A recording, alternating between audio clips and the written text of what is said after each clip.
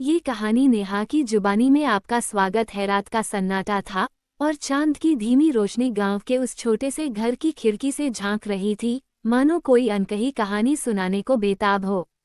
हवा में ठंडक थी और दूर कहीं कुत्तों के भौंकने की आवाज गूंज रही थी। उस घर में एक साधारण सी लड़की अनन्या अपनी जिंदगी के सबसे बड़े तूफान से जूझ रही थी।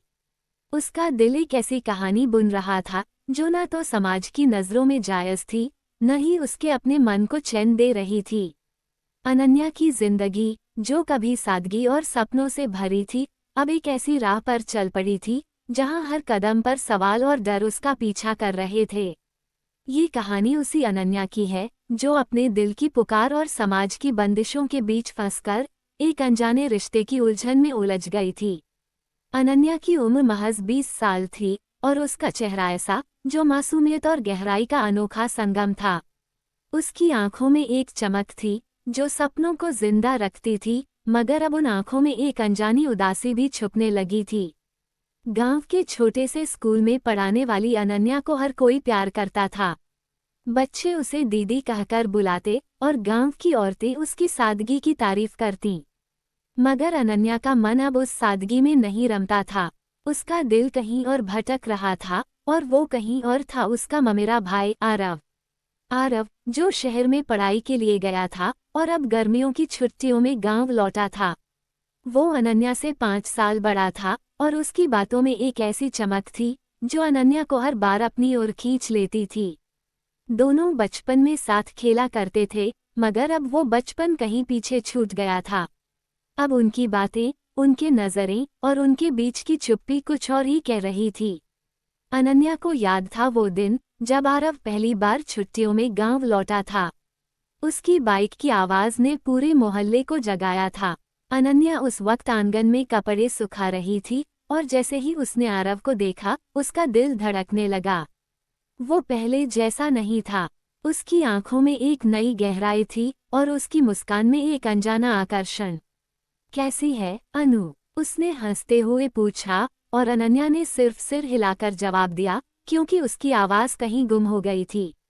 उस रात जब सारा गांव सो गया, अनन्या और आरव छत पर बैठे तारों को देख रहे थे। बातों का सिलसिला शुरू हुआ और धीरे धीरे अनन्या को एहसास हुआ कि वो आरव के करीब आने लगी थी। उसकी बातें, उसका हंसना, उसका गांव के पुराने दिनों को याद करना, सब कुछ अनन्या को एक अनजाने रास्ते पर ले जा रहा था। मगर अनन्या का मन बार बार उसे टोकता था। वो तेरा भाई है अनन्या, उसका मन कहता, मगर उसका दिल कुछ और ही सुनना चाहता था। गांव में ऐसी बातें छुप नहीं सकती थीं। अनन्या और आरव की नज़दीकियां धीरे धीरे लोगों की नज़रों में आने लगीं। गांव की चाची, जो हर बात पर नज़र रखती थी, ने एक दिन अनन्या की माँ शांति से कह दिया, शांति, अपनी बेटी को समझा, ये क्या चल रहा है? लोग बातें करने लगे हैं। शांति ने हंसकर बात टाल दी, मगर उस रात उसने अनन्या से सवाल किया, अनन्या, ये सब क्या है? तू और आरव, ये ठीक नहीं है। अनन्या ने कुछ नहीं कहा, सिर्फ अपनी माँ की आंखों में देखा और चुपचाप अपने कमरे में चली गई। उस रात वो सो नहीं पाई। उसका मन बार बार आरव की बातों, उसकी मुस्कान और उसकी आवाज़ में खो जाता था। मगर साथ ही उसे डर भी लग रहा था। क्या वो गलत थी? क्या उसका दिल उसे धोखा दे रहा था? अगले दिन अनन्या ने आरव से मिलने का फैसला किया। वो गांव के बाहर उस पुराने बरगद के पेड़ के नीचे मिले जहां वो बचपन में खेला करते थे। अनन्या ने हिम्मत जुटाकर कहा, आरव, हमें ऐसी बातें नहीं करनी चाहिए। लोग गलत समझ रहे हैं। आरव ने उसकी आंखों में देखा और कहा, अनु, क्या तुझे नहीं लगता कि कुछ चीजें समाज के नियमों से परे होती हैं? मैं तुझसे दूर नहीं रह सकता। उसकी बातों ने अनन्या को और उलझन में डाल दिया। वो जानती थी कि आरव का दिल भी उसी आग में जल रहा था जो उसका जल रहा था। मगर वो ये भी जानती थी कि ये रास्ता आसान नहीं था। गांव की नज़रें, परिवार की इज्जत और सबसे बढ़कर वो रिश्ता जो समाज की नज़रों में पवित्र था, उसे तोड़ने की हिम्मत अनन्या में नहीं थी। फिर भी उसका दिल बार बार आरव की ओर खींचा चला जाता था। एक दिन जब अनन्या स्कूल से लौट रही थी, उसने देखा कि गांव के कुछ लोग उसके घर के बाहर जमा थे। उसका दिल धक धक करने लगा। घर पहुंचते ही उसकी माँ ने उसे अंदर खींच लिया और कहा, अनन्या, अब बहुत हो गया। तुझे और आरव को अलग होना होगा। गांव वाले बातें बना रहे हैं। तेरे पिता को भी पता चल गया है। अनन्या के पिता रामलाल एक सख्त मिजाज इंसान थे। उन्होंने अनन्या को कमरे में बुलाया और साफ शब्दों में कहा, अनन्या, अगर तूने इस गलत रास्ते पर एक कदम और बढ़ाया तो मैं तुझे इस घर से निकाल दूंगा। अनन्या की आंखों में आंसू आ गए, मगर उसने कुछ नहीं कहा। उस रात वो अपने कमरे में बैठकर रोती रही। उसे समझ नहीं आ रहा था कि वो क्या करे। उसका दिल आरव के लिए धड़कता था, मगर उसका दिमाग उसे बार बार समाज की सच्चाई याद दिलाता था। अगले दिन अनन्या ने आरव से मिलने का फैसला किया। वो उस बरगद के पेड़ के नीचे फिर से मिले। अनन्या ने कहा, आरव, हमें ये सब बंद करना होगा। ये गलत है। हमारे परिवार, हमारा गांव कोई नहीं समझेगा। आरव ने उसका हाथ पकड़ा और कहा, अनु, अगर तू कहेगी तो मैं चला जाऊंगा, मगर ये दिल तुझसे दूर कैसे रहेगा। उसकी बातों ने अनन्या को और कमजोर कर दिया। वो जानती थी कि वो आरव को छोड़ नहीं सकती, मगर साथ रहने का रास्ता भी नहीं दिख रहा था। उसी रात अनन्या ने एक डायरी में अपनी सारी बातें लिखना शुरू किया। वो हर उस एहसास को, हर उस दर्द को, हर उस खुशी को कागज पर उतारने लगी जो आरव के साथ बिताए पलों ने उसे दिए। उसकी डायरी उसकी सबसे बड़ी हमराज बन गई। वो लिखती थी कि कैसे वो आरव की एक मुस्कान के लिए तरसती थी और कैसे उसकी एक बात उसे घंटों सोचने पर मजबूर कर देती थी।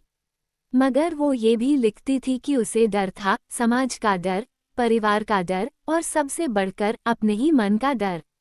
समय बीतता गया और अनन्या और आरव की मुलाकातें कम होने लगीं। मगर उनकी नज़रें, उनकी चुप्पी और उनके बीच का अनकहा रिश्ता अभी भी जिंदा था। गांव में बातें अब और तेज हो गई थीं। लोग अनन्या को ताने मारने लगे थे। स्कूल में बच्चे भी उससे अजीब सवाल पूछने लगे। अनन्या का मन अब टूटने लगा था। उसे लगता था कि वो एक ऐसी जंग लड़ रही थी जिसमें जीत की कोई उम्मीद नहीं थी। एक दिन अनन्या की माँ ने उसे बताया कि उसके लिए एक रिश्ता आया है। गांव के पास के शहर में एक अच्छा लड़का जो एक सरकारी नौकरी करता था। शांति ने कहा, अनन्या, अब तुझे अपनी जिंदगी को एक नई दिशा देनी होगी। ये रिश्ता तुझे और हमें सबको सुकून देगा। अनन्या ने कुछ नहीं कहा, मगर उसका दिल टूट रहा था। उस रात वो फिर से आरव से मिलने गई। बरगद के पेड़ के नीचे दोनों चुपचाप बैठे रहे। अनन्या ने आखिरकार हिम्मत जुटाई और कहा, आरव, मेरी शादी की बात चल रही है। हमें अब सचमुच अलग होना होगा। आरव की आंखों में आंसू थे, मगर उसने कुछ नहीं कहा। वो बस अनन्या को देखता रहा, मानो उसकी एक एक बात को अपने दिल में उतार रहा हो। उस रात दोनों ने एक दूसरे को गले लगाया और अनन्या को लगा कि उसका दिल टुकड़ों में बिखर गया। अगले दिन आरव गांव छोड़कर शहर चला गया। उसने अनन्या को एक चिट्ठी छोड़ी जिसमें लिखा था, अनु, मैं तुझसे दूर जा रहा हूँ, मगर मेरा दिल हमेशा तेरा रहेगा। तू खुश रहे, बस यही मेरी दुआ है। अनन्या ने वो चिट्ठी पढ़ी और उसके आंसू रुकने का नाम नहीं ले रहे थे। उसने चिट्ठी को अपनी डायरी में रख लिया और उसे अपने दिल के सबसे करीब रखा। समय बीतता गया और अनन्या की शादी तय हो गई, मगर उसका मन अब भी आरव के ख्यालों में खोया रहता था। वो जानती थी कि वो अपने होने वाले पति के साथ एक नई जिंदगी शुरू करेगी, मगर उसका दिल हमेशा आरव का रहेगा। गांव की नज़रों में अनन्या एक अच्छी बहू बनने की कोशिश कर रही थी, मगर उसकी डायरी अब भी उसकी सच्चाई बयान करती थी। वो हर रात अपनी डायरी में लिखती थी और हर बार उसे लगता था कि वो आरव से बात कर रही है। अनन्या की शादी का दिन आ गया। वो दुल्हन के जोड़े में खूबसूरत लग रही थी, मगर उसकी आंखों में एक उदासी थी जो कोई नहीं देख पाया। शादी के बाद वो अपने ससुराल चली गई। वहां उसने अपनी नई जिंदगी को अपनाने की कोशिश की। उसका पति सूरज एक नेकदिल इंसान था जो अनन्या का बहुत ख्याल रखता था, मगर अनन्या का मन पूरी तरह से सूरज के साथ नहीं जुड़ पाया। वो हर दिन अपनी डायरी में लिखती और उसकी हर बात आरव के इर्द गिर्द ही घूमती। 1 साल बाद अनन्या को खबर मिली कि आरव की शादी हो गई है। उसने सुना कि आरव अब शहर में एक अच्छी नौकरी कर रहा है और उसकी जिंदगी में सब कुछ ठीक चल रहा है। अनन्या को इस खबर से एक अजीब सा सुकून मिला, मगर साथ ही एक गहरी टीस भी। वो खुश थी कि आरव अपनी जिंदगी में आगे बढ़ रहा था, मगर उसे ये भी दुख था कि वो अब कभी उससे नहीं मिल पाएगी। अनन्या ने अपनी डायरी में लिखा, आरव, तू जहाँ भी है खुश रहे। मैंने तुझे अपने दिल से कभी दूर नहीं किया, मगर अब वक्त आ गया है कि मैं अपनी जिंदगी को एक नया मौका दूं। उसने अपनी डायरी बंद की और सूरज के साथ एक नई शुरुआत करने का फैसला किया। वो जानती थी कि ये आसान नहीं होगा, मगर उसे ये भी यकीन था कि वो अपने दिल को समझा लेगी। अनन्या ने स्कूल में पढ़ाना फिर से शुरू किया और धीरे धीरे गांव वालों का भरोसा फिर से जीत लिया। उसकी जिंदगी अब एक नई राह पर थी, मगर उसका दिल हमेशा उस अनजाने रिश्ते की यादों में खोया रहता था। वो हर रात अपनी डायरी खोलती और अपनी बातें लिखती। उसकी डायरी अब उसकी जिंदगी का एक हिस्सा बन चुकी थी और वो उसमें अपनी हर खुशी, हर दुख और हर एहसास को लिखती थी। अनन्या की जिंदगी अब एक नई मोड़ पर थी। सूरज के साथ उसकी शादी को 1 साल बीत चुका था और वो अपने ससुराल में एक अच्छी बहू बनने की कोशिश कर रही थी। सूरज का स्वभाव शांत और समझदार था। वो अनन्या की छोटी छोटी बातों का ख्याल रखता, उसकी पसंद नापसंद को समझने की कोशिश करता। अनन्या भी कोशिश करती थी कि वो सूरज को वो प्यार और सम्मान दे जो एक पत्नी को देना चाहिए, मगर उसका मन बार बार भटकता था। सूरज की मुस्कान में उसे वो गर्माहट नहीं मिलती थी जो आरव की एक नज़र में हुआ करती थी। फिर भी अनन्या ने ठान लिया था कि वो अपनी जिंदगी को एक नया मौका देगी। उसने अपने स्कूल के काम में खुद को और व्यस्त कर लिया। बच्चे उसकी बातें ध्यान से सुनते और उसकी सादगी और मेहनत की वजह से गांव वालों ने भी उसे फिर से अपनाना शुरू कर दिया। मगर अनन्या का मन पूरी तरह से ससुराल में नहीं रमता था। हर रात जब सूरज सो जाता, अनन्या अपनी डायरी निकालती और अपने दिल की बातें लिखती। वो लिखती कि कैसे वो सूरज के साथ खुश रहने की कोशिश कर रही थी, मगर उसका दिल अब भी आरव के ख्यालों में खो जाता था। वो लिखती कि कैसे वो अपने आप को समझाती थी कि अब वो एक नई जिंदगी जी रही थी, मगर फिर भी उसका मन उस पुराने बरगद के पेड़ के नीचे की बातों को याद करता। एक दिन अनन्या को अपनी माँ शांति का पत्र मिला। पत्र में लिखा था कि गांव में सब ठीक था, मगर वो चाहती थी कि अनन्या एक बार घर आए। अनन्या ने सूरज से बात की और उसने तुरंत हामी भर दी। सूरज ने कहा, अनन्या, तुम्हें अपने मायके जाने का पूरा हक है। जाओ और अपने परिवार के साथ वक्त बिताओ। अनन्या का दिल खुश हुआ, मगर साथ ही एक अनजाना डर भी था। उसे डर था कि गांव में जाने पर वो फिर से आरव की यादों में खो जाएगी। फिर भी वो गांव के लिए रवाना हो गई। गांव पहुंचते ही अनन्या को एक अजीब सी शांति महसूस हुई। उसका घर, वो आंगन, वो पुरानी गलियां, सब कुछ वैसा ही था। उसकी माँ ने उसे गले लगाया और पिता रामलाल ने भी उसका स्वागत किया। मगर अनन्या की नज़रें बार बार उस बरगद के पेड़ की ओर जा रही थीं, जहां उसने और आरव ने अपने दिल की बातें साझा की थीं। उस रात जब गांव सो गया, अनन्या चुपके से उस बरगद के पेड़ के पास गई। वो वहां अकेली बैठी और उसने अपनी डायरी खोली।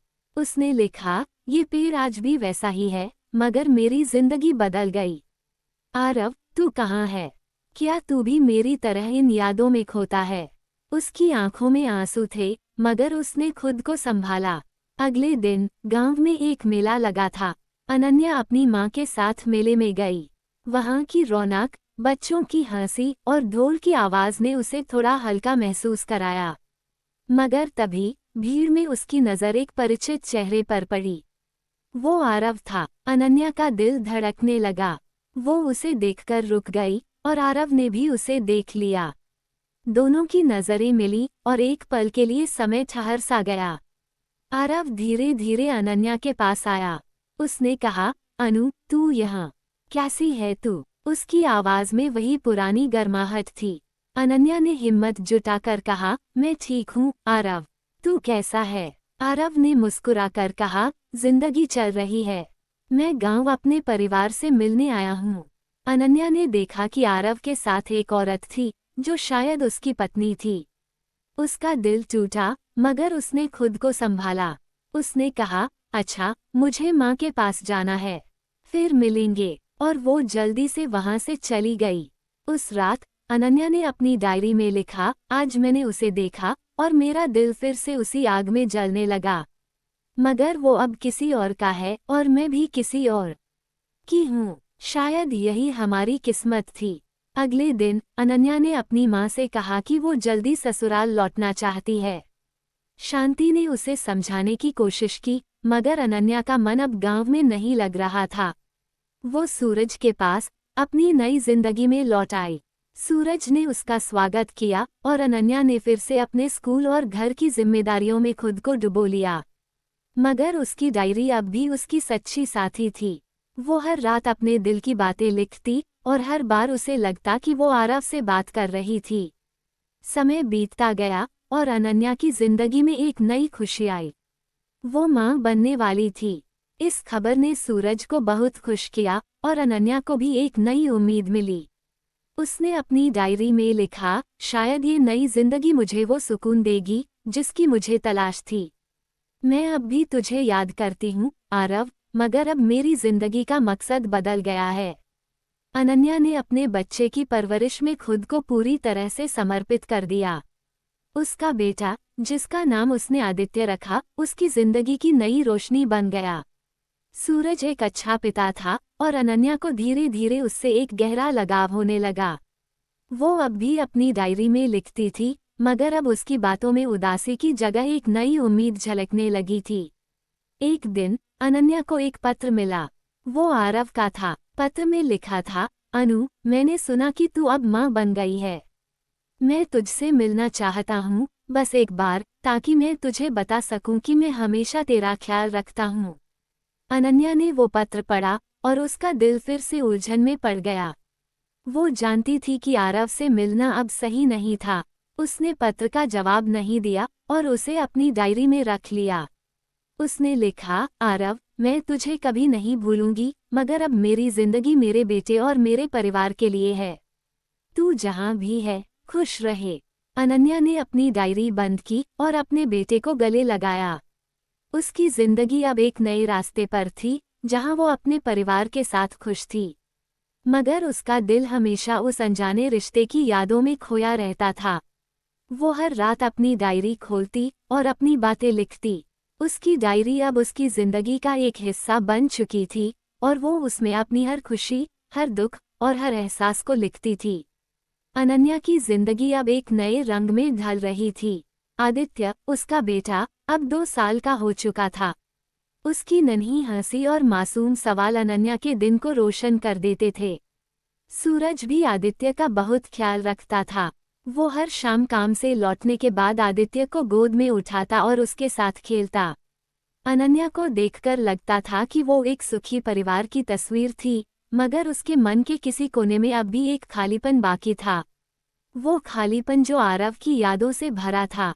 अनन्या ने अपनी डायरी में लिखना कभी नहीं छोड़ा। हर रात जब आदित्य सो जाता और सूरज अपने काम में व्यस्त हो जाता, अनन्या अपनी डायरी के पन्नों में अपने दिल की बातें उतारती। वो लिखती कि कैसे आदित्य की मुस्कान उसे जिंदगी की नई उम्मीद देती थी, मगर साथ ही वो ये भी लिखती कि आरव की यादें अब भी उसके सपनों में आती थीं। वो सपने जो उसे एक पल के लिए उस पुराने बरगद के पेड़ के नीचे ले जाते थे, जहां वो और आरव घंटों बातें करते थे। एक दिन अनन्या को गांव से अपनी माँ का फोन आया। शांति की आवाज में एक अजीब सी बेचैनी थी। उन्होंने बताया कि गांव में एक बड़ा मेला लगने वाला था और वो चाहती थी कि अनन्या अपने परिवार के साथ आए। अनन्या ने पहले मना करने की सोची, क्योंकि उसे डर था कि गांव की यादें फिर से उसके मन को उलझन में डाल देंगी। मगर सूरज ने उसे समझाया, अनन्या, अपने मायके से दूर मत रहो। आदित्य को भी अपने नाना नानी के साथ वक्त बिताने का मौका मिलेगा। अनन्या ने हामी भर दी और वो अपने परिवार के साथ गांव के लिए रवाना हो गई। गांव पहुंचते ही अनन्या को वही पुरानी शांति महसूस हुई। आदित्य अपनी नानी के साथ खेलने में मगन था और रामलाल ने भी उसे गले लगाकर उसका स्वागत किया। मगर अनन्या की नजरें बार बार उस बरगद के पेड़ की ओर जा रही थीं। उसने खुद को समझाया कि वो अब एक माँ थी, एक पत्नी थी और उसे अपनी जिंदगी को इन यादों से नहीं जोड़ना चाहिए। मेला शुरू हुआ और गांव की रौनक अपने चरम पर थी। अनन्या आदित्य को गोद में लिए मेले में घूम रही थी। सूरज भी उसके साथ था और वो दोनों आदित्य के लिए खिलौने और मिठाइयाँ खरीद रहे थे। तभी अनन्या की नज़र फिर से आरव पर पड़ी। वो अपनी पत्नी और एक छोटी बच्ची के साथ वहां खड़ा था। अनन्या का दिल धक धक करने लगा। उसने सूरज से कहा, मैं आदित्य को पानी पिलाने जा रही हूँ, और वो जल्दी से वहां से हट गई। मगर उसकी नजरें आरव से मिल चुकी थीं। उस रात अनन्या ने अपनी डायरी में लिखा, आज मैंने उसे फिर देखा। वो अपनी बेटी के साथ कितना खुश दिख रहा था, मगर उसकी आंखों में वही पुरानी उदासी थी जो मैंने पहले भी देखी थी। शायद वो भी मेरी तरह उन यादों में खोता है। अनन्या ने खुद को समझाया कि उसे अब इन बातों को भूल जाना चाहिए। अगले दिन, मेले के आखिरी दिन, अनन्या और सूरज एक झूले के पास खड़े थे। आदित्य झूले पर मस्ती कर रहा था और अनन्या उसे देखकर मुस्कुरा रही थी। तभी आरव अचानक वहां आया। उसने सूरज से हाथ मिलाया और कहा, भाई, तुम्हारी बेटी बहुत प्यारी है। सूरज ने हंसकर जवाब दिया, ये मेरा बेटा है, आदित्य। आरव ने अनन्या की ओर देखा और कहा, अनु, तुम बहुत खुश दिख रही हो। अनन्या ने सिर्फ सिर हिलाया, क्योंकि उसकी आवाज़ कहीं गुम हो गई थी। उस रात अनन्या ने अपनी डायरी में लिखा, उसकी आवाज़ में वही पुरानी गर्माहट थी, मगर अब वो मेरे लिए सिर्फ एक याद है। मैंने सूरज और आदित्य के साथ एक नई जिंदगी बनाई है और मुझे इसे ही संभालना है। गांव से लौटने के बाद अनन्या ने अपनी जिंदगी में और मेहनत शुरू कर दी। उसने स्कूल में एक नया प्रोजेक्ट शुरू किया जिसमें वो गांव की लड़कियों को मुफ्त में पढ़ाने लगी। इस काम ने उसे एक नया मकसद दिया। सूरज ने भी उसका पूरा साथ दिया। वो दोनों अब एक दूसरे के और करीब आ गए थे। अनन्या को लगने लगा था कि सूरज का प्यार और आदित्य की मुस्कान ही उसकी असली दुनिया थी। मगर उसकी डायरी अब भी उसकी सबसे बड़ी हमराज थी।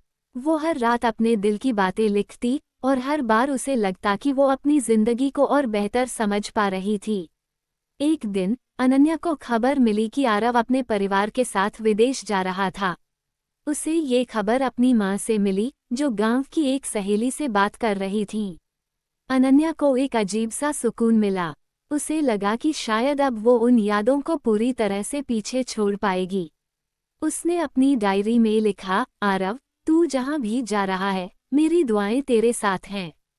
मैंने तुझे अपने दिल में हमेशा जगह दी, मगर अब मुझे अपनी जिंदगी को पूरी तरह से जीना है। अनन्या ने अपनी डायरी बंद की और सूरज के पास जाकर बैठ गई। उसने सूरज का हाथ पकड़ा और कहा, सूरज, मैं तुमसे बहुत प्यार करती हूँ। सूरज ने मुस्कुराकर उसकी ओर देखा और कहा, मैं जानता हूँ, अनन्या। उस पल में अनन्या को लगा कि उसका दिल सचमुच हल्का हो गया था। वो अब अपनी जिंदगी को पूरी तरह से जीने के लिए तैयार थी। उसने अपने स्कूल के काम में और मेहनत शुरू की और आदित्य की परवरिश में कोई कसर नहीं छोड़ी। उसकी जिंदगी अब एक नई राह पर थी, जहां वो अपने परिवार के साथ खुश थी। मगर उसकी डायरी अब भी उसकी जिंदगी का एक हिस्सा थी। वो हर रात अपनी बातें लिखती और हर बार उसे लगता कि वो अपने दिल की हर बात को कागज पर उतार रही थी। अनन्या की जिंदगी अब एक नई लय में बह रही थी। आदित्य अब 4 साल का हो चुका था और उसकी शरारतें अनन्या के दिन को और रंगीन बना देती थीं। सूरज का प्यार और आदित्य की मासूमियत ने अनन्या के दिल में वो खालीपन धीरे धीरे भरना शुरू कर दिया था, जो कभी आरव की यादों ने छोड़ा था। अनन्या अब स्कूल में न सिर्फ पढ़ाती थी, बल्कि गांव की लड़कियों के लिए एक छोटा सा शिक्षण केंद्र भी शुरू कर चुकी थी। ये केंद्र उसका सपना था, जहां वो गरीब परिवारों की लड़कियों को पढ़ा लिखाकर उनके भविष्य को संवारना चाहती थी। इस काम ने उसे एक नया जोश दिया और गांव वाले भी उसकी मेहनत की तारीफ करने लगे। सूरज ने भी इस काम में उसका पूरा साथ दिया। वो हर रविवार को अनन्या के साथ केंद्र जाता और बच्चों के लिए किताबें और स्टेशनरी लाता। अनन्या को सूरज की ये छोटी छोटी बातें अब बहुत सुकून देती थीं। मगर रात के सन्नाटे में जब वो अपनी डायरी खोलती तो उसका मन फिर से पुरानी यादों में भटकने लगता। वो लिखती, सूरज तुम मेरे लिए सब कुछ हो, मगर मेरा दिल अब भी उस पुरानी राह पर ठिठक जाता है। शायद ये मेरी कमजोरी है, या शायद यही मेरा सच है। अनन्या ने कोशिश की कि वो इन यादों को अपने मन से निकाल दे, मगर वो जानती थी कि कुछ चीजें कभी पूरी तरह नहीं भूलती। एक दिन अनन्या को अपनी सहेली राधा का पत्र मिला। राधा, जो उसकी बचपन की दोस्त थी, अब शहर में रहती थी। पत्र में लिखा था कि वो गांव आ रही थी और अनन्या से मिलना चाहती थी। अनन्या को राधा की याद आई। वो दोस्त थी जिसके साथ उसने अपने सारे राज बांटे थे। राधा के आने की खबर ने अनन्या को उत्साहित कर दिया। जब राधा गांव पहुंची, दोनों सहेलियां गले मिलीं। राधा ने अनन्या को देखकर कहा, अनु, तू तो और खूबसूरत हो गई है। ये ससुराल का प्यार है या माँ बनने की चमक? अनन्या हंस पड़ी, मगर उसकी हंसी में एक हल्की सी उदासी थी। दोनों ने दिन भर बातें की और राधा ने अनन्या से उसके दिल की बात पूछी। अनन्या ने पहले तो टालने की कोशिश की, मगर राधा की जिद के आगे उसने हार मान ली। उसने राधा को अपनी और आरव की कहानी सुनाई, वो सारी बातें जो उसने अपनी डायरी में लिखी थीं। राधा ने चुपचाप सुना और फिर अनन्या का हाथ पकड़कर कहा, अनु, तूने बहुत हिम्मत दिखाई, मगर अब तुझे इन यादों को पीछे छोड़ना होगा। तू एक माँ है, एक पत्नी है, और सबसे बढ़कर तू एक मजबूत औरत है। राधा की बातों ने अनन्या को एक नई हिम्मत दी।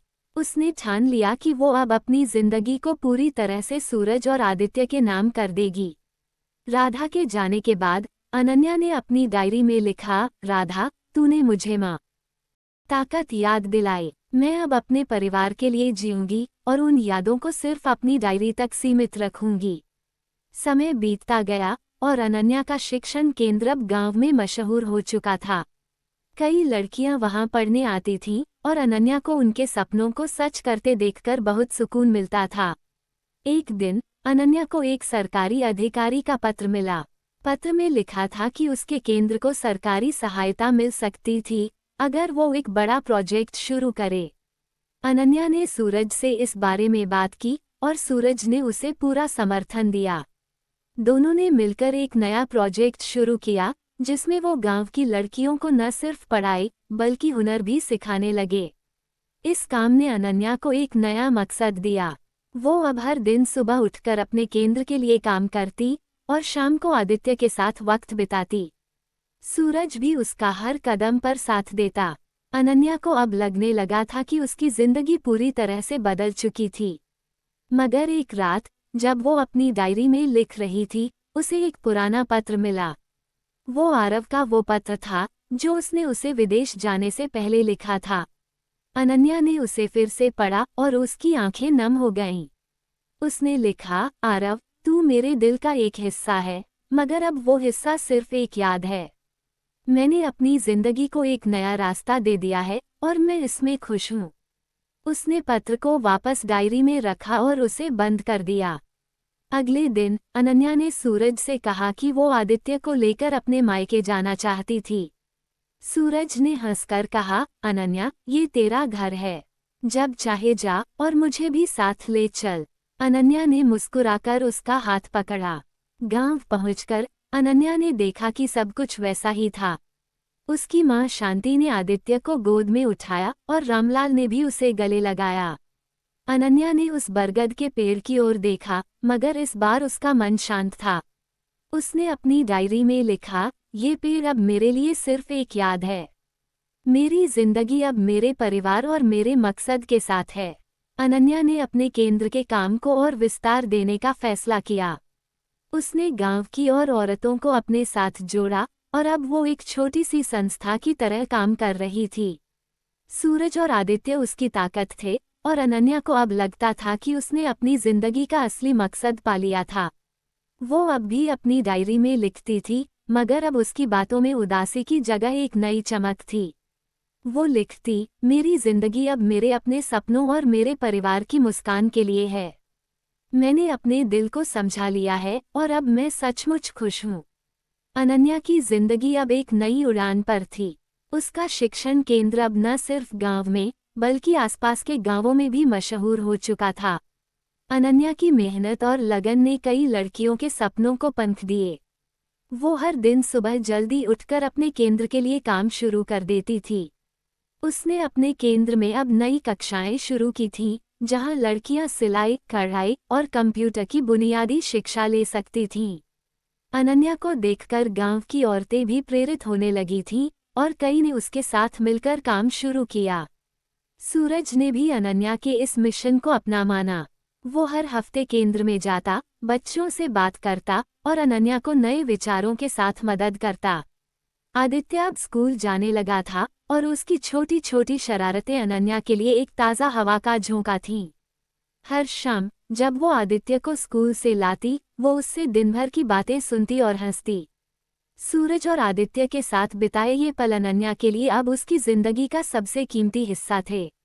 मगर रात के सन्नाटे में जब वो अपनी डायरी खोलती, उसका मन अब भी कभी कभी पुरानी यादों में भटक जाता। वो लिखती, मेरी जिंदगी अब पूरी तरह से मेरे परिवार और मेरे मकसद के लिए है, मगर वो पुरानी यादें मेरे दिल के किसी कोने में अब भी सांस लेती हैं। मैंने उन्हें दबाना सीख लिया है, मगर भूलना शायद कभी नहीं सीख पाऊंगी। एक दिन अनन्या को एक बड़ा मौका मिला। शहर की एक गैर सरकारी संस्था ने उसके केंद्र को देखा और उसे एक बड़े प्रोजेक्ट के लिए सहायता देने का प्रस्ताव दिया। इस प्रोजेक्ट में गांव की लड़कियों को न सिर्फ शिक्षा बल्कि रोजगार के अवसर भी मिल सकते थे। अनन्या ने सूरज से इस बारे में बात की और उसने तुरंत हामी भर दी। अनन्या, ये तेरा सपना है, इसे पूरा कर, मैं हर कदम पर तेरे साथ हूँ, सूरज ने कहा। अनन्या की आंखों में चमक थी।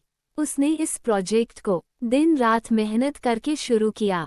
उसने गांव की औरतों को अपने साथ जोड़ा और धीरे धीरे उसका केंद्र एक छोटी सी क्रांति का रूप लेने लगा। गांव की लड़कियां अब न सिर्फ पढ़ रही थीं, बल्कि आत्मनिर्भर बनने की राह पर भी चल पड़ी थीं। अनन्या को इस काम में जो सुकून मिल रहा था, वो उसने पहले कभी महसूस नहीं किया था। एक शाम जब अनन्या अपने केंद्र से लौट रही थी, उसे गांव की एक बुजुर्ग महिला, मंगल चाची, मिली। मंगल चाची ने अनन्या का हाथ पकड़ा और कहा, बेटी, तूने हमारे गांव का नाम रोशन किया है। तेरी मेहनत ने हमारी बेटियों को नई जिंदगी दी है।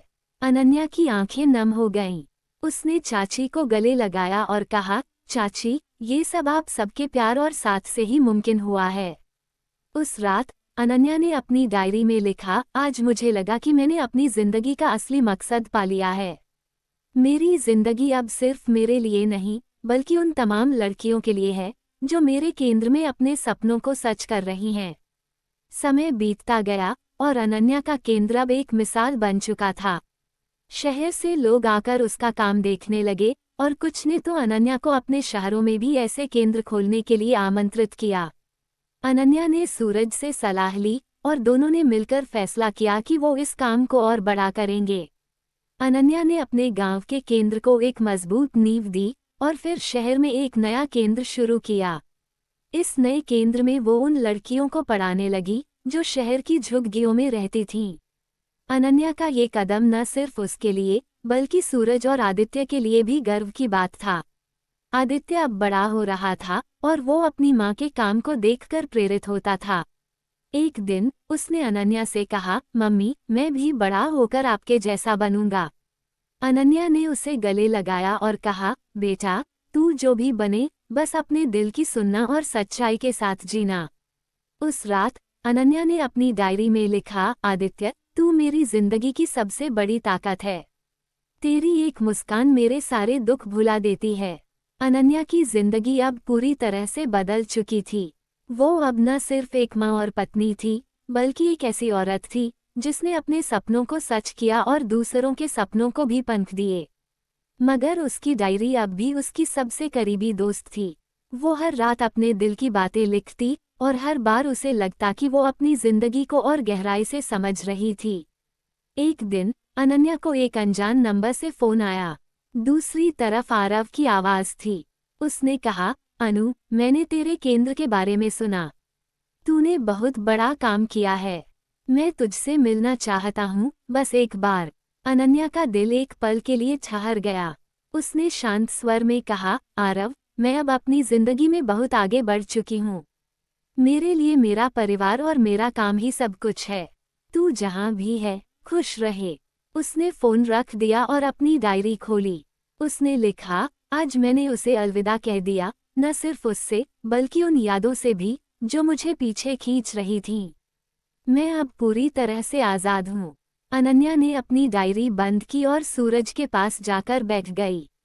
उसने सूरज का हाथ पकड़ा और कहा, सूरज, तुमने मुझे वो जिंदगी दी, जिसका मैंने कभी सपना भी नहीं देखा था। सूरज ने मुस्कुराकर उसकी ओर देखा और कहा, अनन्या, ये सब तुम्हारी मेहनत और हिम्मत का नतीजा है। अनन्या ने आदित्य को गोद में उठाया और अपने परिवार के साथ एक नई सुबह की ओर बढ़ चली। उसकी जिंदगी अब उसके अपने सपनों और उसके परिवार की खुशियों के लिए थी। वो अब भी अपनी डायरी में लिखती थी, मगर अब उसकी बातों में सिर्फ खुशी और उम्मीद की चमक थी। अनन्या की जिंदगी अब एक ऐसी किताब की तरह थी, जिसके हर पन्ने पर मेहनत, हिम्मत और प्यार की कहानी लिखी थी। उसका शिक्षण केंद्र अब न सिर्फ गांव और शहर में, बल्कि पूरे जिले में एक मिसाल बन चुका था। अनन्या ने अपनी मेहनत से न जाने कितनी लड़कियों के सपनों को नई उड़ान दी। उसका केंद्र अब एक ऐसी जगह था, जहां लड़कियां न सिर्फ पढ़ाई और हुनर सीखती थीं, बल्कि आत्मविश्वास और आत्मनिर्भरता भी हासिल करती थीं। अनन्या को अब हर दिन नई कहानियां सुनने को मिलती थीं। कभी कोई लड़की अपने पहले नौकरी के पत्र के साथ आती, तो कभी कोई अपनी बनाई साड़ी दिखाने। इन सब के बीच अनन्या का मन अब पूरी तरह से शांत था। सूरज और आदित्य उसकी ताकत थे, और वो दोनों उसके हर कदम पर साथ थे। आदित्य अब 6 साल का हो चुका था, और उसकी जिज्ञासा अनन्या को हर दिन कुछ नया सिखाती थी। सूरज ने भी अनन्या के काम को अपने जीवन का हिस्सा बना लिया था। वो अक्सर कहता, अनन्या, तुमने सिर्फ गांव की लड़कियों की जिंदगी नहीं बदली, तुमने मेरी जिंदगी को भी नया मकसद दिया। अनन्या को उसकी बातें सुनकर एक गहरा सुकून मिलता, मगर उसकी डायरी अब भी उसकी सबसे करीबी साथी थी। वो हर रात अपने दिल की बातें लिखती, और अब उसकी लेखनी में सिर्फ खुशी और संतुष्टि की झलक होती। एक दिन अनन्या को एक बड़ा सम्मान मिला। शहर की एक संस्था ने उसे वर्ष की प्रेरणादायक महिला के पुरस्कार से नवाजा। समारोह में जब अनन्या ने मंच पर जाकर अपनी बात रखी, उसने कहा, ये सम्मान मेरा नहीं, बल्कि उन तमाम लड़कियों का है, जिन्होंने मेरे साथ अपने सपनों को सच करने की हिम्मत दिखाई। उसकी बातों पर तालियों की गड़गड़ाहट गूंजी। उस रात अनन्या ने अपनी डायरी में लिखा, आज मैंने महसूस किया कि मेरी जिंदगी का हर दुख, हर उलझन और हर लड़ाई मुझे यहाँ तक लाई। मैंने अपने दिल की हर बात को कागज पर उतारा, और आज मुझे लगता है कि मैंने अपनी जिंदगी को पूरी तरह से जी लिया है। कुछ महीनों बाद अनन्या को अपनी माँ शांति का फोन आया। उन्होंने बताया कि गांव में एक बड़ा उत्सव होने वाला था, और वो चाहती थी कि अनन्या अपने परिवार के साथ आए। अनन्या, सूरज और आदित्य गांव पहुंचे। वहां का माहौल उत्साह से भरा था। गांव वालों ने अनन्या का स्वागत एक नायिका की तरह किया।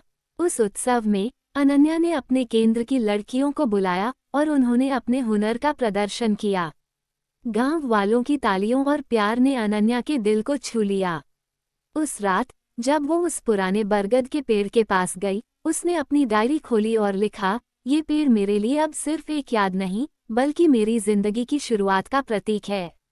यहाँ से मैंने अपने दिल की पुकार सुनी, और यहाँ से मैंने अपनी जिंदगी को नया रास्ता दिया।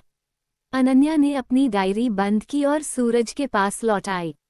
उसने सूरज का हाथ पकड़ा और कहा, सूरज, तुमने मुझे वो ताकत दी, जिससे मैं आज यहाँ हूँ। सूरज ने मुस्कुराकर कहा, अनन्या, ये ताकत हमेशा तुझमें थी।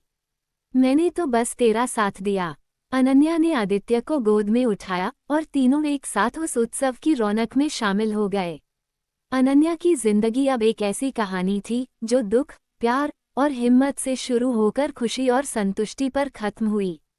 उसने अपने दिल की हर बात अपनी डायरी में लिखी और वो डायरी उसकी जिंदगी का एक अनमोल हिस्सा बन गई।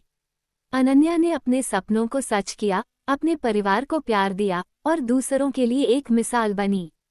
उसकी कहानी अब खत्म नहीं हुई, बल्कि एक ऐसी किताब बन गई जिसके पन्ने हर उस इंसान के लिए प्रेरणा थे जो अपने सपनों को सच करने की हिम्मत रखता था। आपको एक कहानी कैसी लगी कमेंट करके बताएं और चैनल को शेयर करें और सब्सक्राइब करें।